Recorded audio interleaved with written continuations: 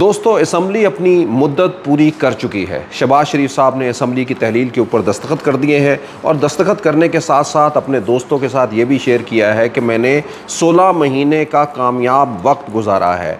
लेकिन हमें और आपको तो इस सारी चीज़ों को कुछ और तरीके से फोकस करना है और देखना है कि इसमें शहबाज शरीफ साहब का कितना सच और कितना झूठ शामिल है। ये असम्बली है या फिर ये शर्मिंदगी है। ये मैं नहीं कह रहा हूँ, बल्कि शहबाज शरीफ इस हुकूमत के अपने साथी जो है वो ये कह रहे हैं। अब सोचिए, अगर साथी ये कह रहे हैं तो फिर दूसरे लोग जो है वो इसके बारे में क्या कहते होंगे।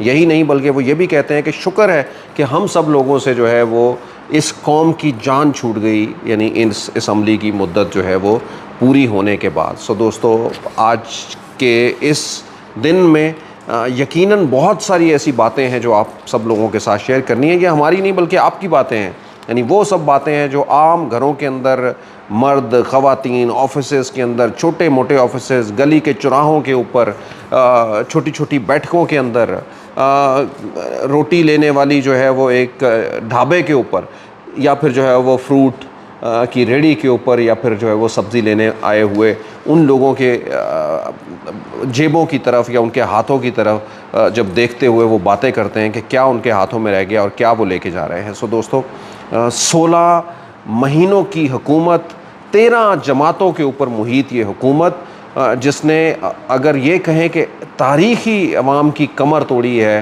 तो इसके अंदर कोई जो है वो गलत नहीं होगा। दोस्तों, आज इन सभी चीज़ों की जानिब जो है वो देखते हैं।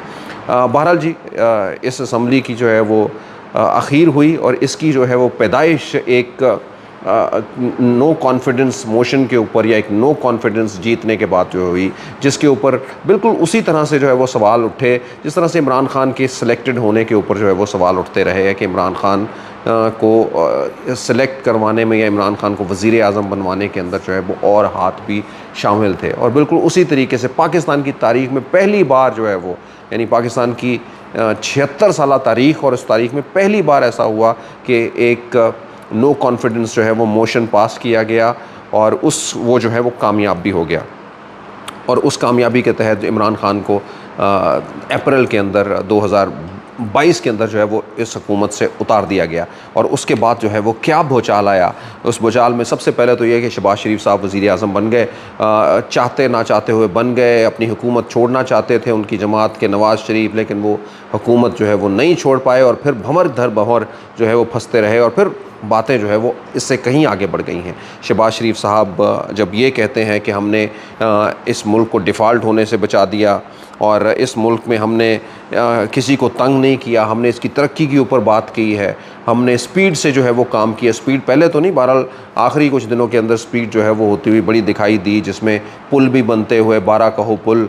शहबाज शरीफ साहब एक अपनी नौइयत के बिल्कुल डिफरेंट इंसान है, यानी इमरान खान की तरह ही आप कह सकते हैं कि इस्टेब्लिशमेंट के साथ जो है वो इनका बंधन भी बड़ा कुर्बत का था। बिल्कुल उसी तरह से जैसे इमरान खान भी अपने सारे सालों के अंदर ये राग अलापते रहे कि हम एक पेज पे सब फैसले मैं करता हूँ, और फिर जब पटारी खुली तो फिर कुछ और ही बताना जो है वो शुरू हो गए और ही कुछ कहना शुरू हो गए। शहबाज शरीफ साहब भी यहाँ तक भी कहते रहे कि एक पुल बनाते हुए भी उन्होंने ये कहा कि ये पुल जो है वो नहीं बन सकता था जब तक कि जो है वो ताउन ना होता। ये बात एक तरफ से तो बहुत खुशाइंद है कि इतना कोहेजन है सब लोगों के दरमियान, और होना चाहिए बिल्कुल ऐसा। लेकिन दूसरी जानिब सवालिया निशान भी जो है वो होता है सिविल सुपरमेसी के ऊपर या इन आम लोगों के ऊपर कि क्या आप एक पुल बनाने के भी जो है वो काबिलियत नहीं रखते और उसके लिए भी जो है वो आपको फ़ौज का सहारा जो है वो लेना पड़ता है। तो ये हमारे सियासतदानों से जो है वो, यानी उन्होंने अपने सिस्टम या अपना जो उनके पास रिसोर्सेज हैं, उन्होंने किस तरह, ज़रूर हेल्प एक दूसरे का होना नेवर अ बैड थिंग। बहरहाल ये बात क्योंकि और जानिब जो है वो चली जाएगी, तो इसलिए शहबाज शरीफ साहब की दयानतदारी कहें या फिर जो है वो उनकी जी हजूरी कहे, वो ये सब कुछ कहते हुए भी जो है वो घबराते नहीं हैं। यहाँ तक भी उन्होंने कहा कि मुझे इस्टेब्लिशमेंट का बंदा, मेरे अपने ही दोस्त भी कहते हैं, बाहर वाले तो जो कहते ही कहते हैं, वो डिग्गियों की कहानी भी बताते हैं और फिर उन्होंने ये भी माना है कि मैं मुलाकातें करता हूँ लेकिन पाकिस्तान के लिए मुलाकातें। बहरहाल शहबाज शरीफ साहब जो क्लेम करते हैं, उनका ये कहना है कि जी मैंने जो है वो मुल्क उस वक्त बिल्कुल डूब रहा था, जबकि उनका कहना था महंगाई के लिए हम लोग, ये उन्होंने नहीं बताया।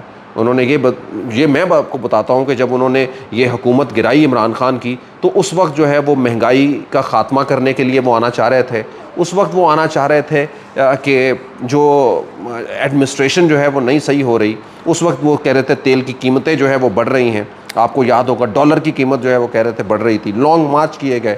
ये सब कुछ कहने के बाद फिर उन्होंने आगे जो कुछ किया, यानी अगर मैं आपको डॉलर की कीमत बताऊं, अगर मैं आपको बिजली की कीमत बताऊं, अगर मैं आपको आटे चीनी की भाव बताऊं कि उस वक्त क्या थे, यानी अप्रैल जब 2022 के अंदर इमरान खान छोड़ के गए, तो और आज जो है तो ये होश रुबा इजाफा आपकी नींदें उड़ा देगा। लेकिन इसलिए कि हम इन फैक्ट्स एंड फिगर की बजाय सिर्फ आपको ये बता देते हैं कि पाकिस्तान की तारीख की सबसे ज़्यादा महंगाई 29% से भी जो है वो तजावुज़ कर गई शहबाज शरीफ की दौर के अंदर। यानी पाकिस्तान की तारीख ने कभी जो है वो इतनी महंगाई जो है वो नहीं देखी।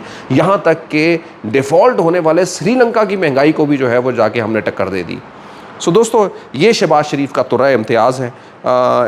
शहबाज शरीफ साहब की यकीनन एक बात है कि मुतहम्मिल थे, एक दूसरे से बातें करते थे, ख़ास करके इन 13 जमातों के साथ तो ज़रूर बातों के अंदर रहे हैं। उससे पहले वो एरोगेंस उनकी जो है वो ज़रूर नज़र भी आती है। लेकिन आपने देखा होगा कि एक पुल का इफ्तिताह करते हुए बारह कहो पे उन्होंने एक बड़ी महफिल के अंदर ही जो है वो ये कहना शुरू कर दिया कि ये पुल जो है वो आपने किस तरह से जो है वो एक ऐसी कंपनी को दे दिया। 13 साल में मेरे जो है वो मैंने नहीं कभी देखा कि रेलवे की कोई कंपनी जो है या रेलवे से जुड़ी हुई जो है वो उन्होंने पुल कैसे बना लिया इसको।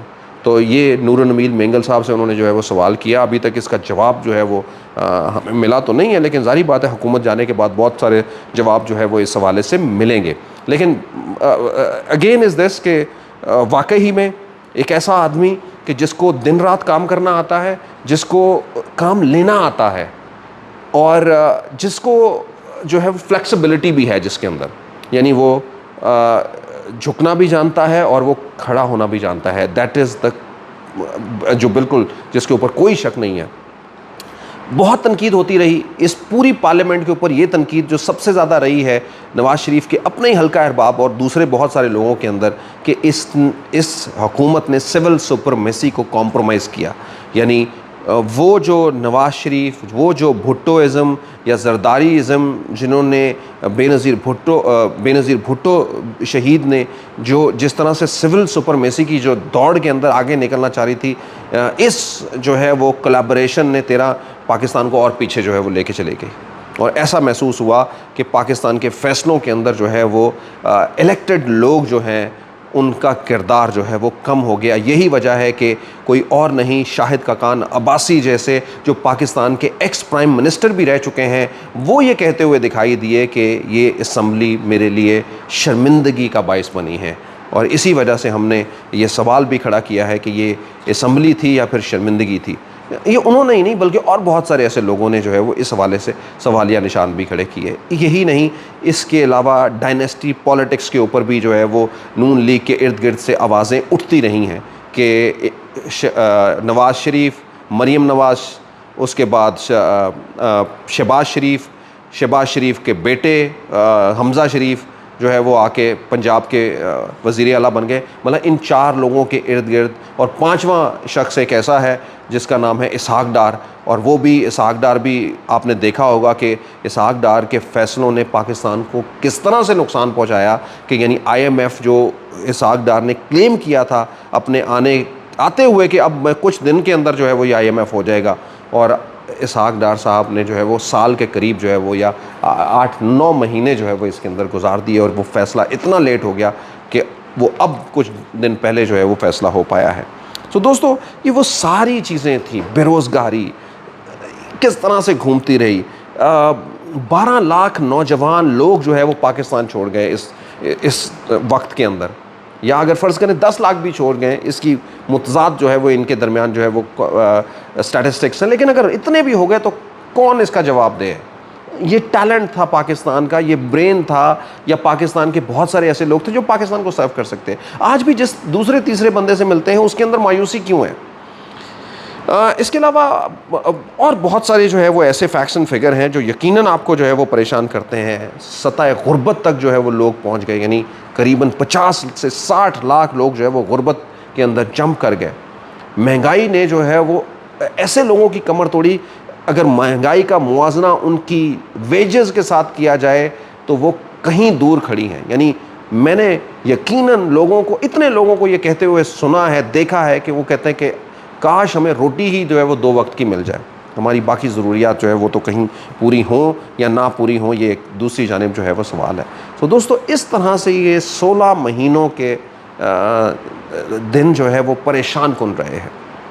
यहाँ पे एक तरफ तो ये परेशानी, ये महंगाई जिसने जो है वो पाकिस्तान के अंदर लोगों की वो मायूसी की लहर दी है जो शायद इससे पहले कभी ज़िंदगी के अंदर जो है वो पाकिस्तानियों को देखने को नसीब नहीं हुई, चाहे कितने ही कठिन वक्त जो है वो क्यों ना हो। तो दूसरी जानिब जो है वो जिस तरीके से जो अमूरे रियासत चलाए गए हैं उसके ऊपर जो है वो शदीद तनकीद होती रही है। यहाँ तक कि पहले तो नून लीग के कोर लोग तो इस हुकूमत को अपना मानने को लिए ही तैयार नहीं थे। एक बार हाँ, आज तक ये बयानियाँ जो है वो बनाते रहे कि ये हुकूमत जो है वो इत्तेहादी हुकूमत है, लेकिन कौन इनको समझाए। एक तरफ तो ये कि हुकूमत को जो लीड कर रहा होता है, ये खुद ही वो कहते रहे हैं कि वज़ीर आज़म ही लीड कर रहा होता है और उसी के हाथों में सब कुछ होता है, इससे कौन जो है वो पीछे हट सकेगा।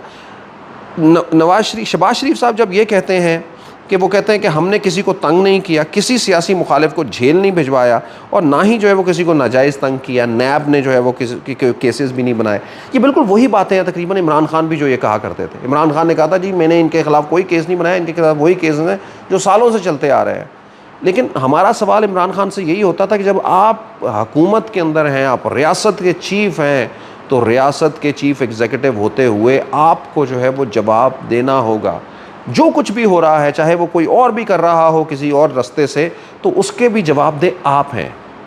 और वो सब कुछ होता रहा इमरान खान के दौर के अंदर, और उन्हीं का जो है वो आज सामना इमरान खान को ख़ुद भी करना पड़ रहा है। जिस तरह से रियासती जबर का निशाना नून लीग को बनाया गया था, पीपल्स पार्टी को कुछ बनाया गया था, उसी तरह से जो है वो आज इमरान खान को और इमरान खान के साथियों को भी जो है वो सहना पड़ रहा है। और इसका जो बोझ है वो इन्हीं को ही उठाना है, क्योंकि अगर ये ताकत में थे, इनके पास सब कुछ था, अगर ये सब कुछ नहीं करवा रहे थे तो इनको आवाज़ उठानी थी। बिल्कुल उसी तरह से जैसे आज ये मैं सवाल शहबाज शरीफ साहब से कर रहा हूँ कि शहबाज शरीफ साहब, जो आपके दौर में होता रहा है, मर्द तो मर्द, ख़वातीन तक को जो है वो नहीं छोड़ा गया।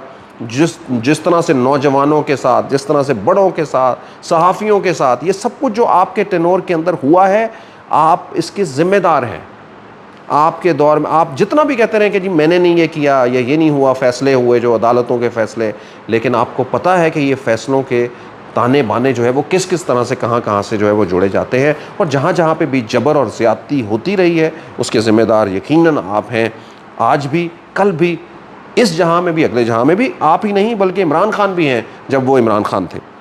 सो दोस्तों, ये एक पूरा ओवरऑल लुब्बे-लुबाब है। शाहिद खान अब्बासी कहते हैं कि जिस तरीके से आखिरी दिनों के अंदर लोगों से जो है वो बिल्स जो है वो मनवाए गए हैं, वो एक हमारे लिए सवालिया निशान है, शर्मनाक बात है।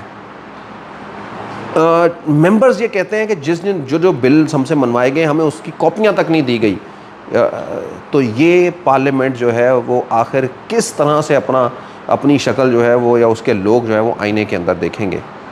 ये वो दोस्तों सवालिया निशान है, और यही वो चीज़ें हैं जिसकी वजह से कुछ दर्द दिल रखने वाले लोग जो हैं या जो लोग आगे देख रहे हैं, फोर्सी कर रहे हैं पाकिस्तान को, वो फिर सवाल उठाते हैं कि इस तरह से हम कैसे जो है वो एक बेहतर कल की बुनियाद रख पाएंगे। यानी वो इमारत जिसके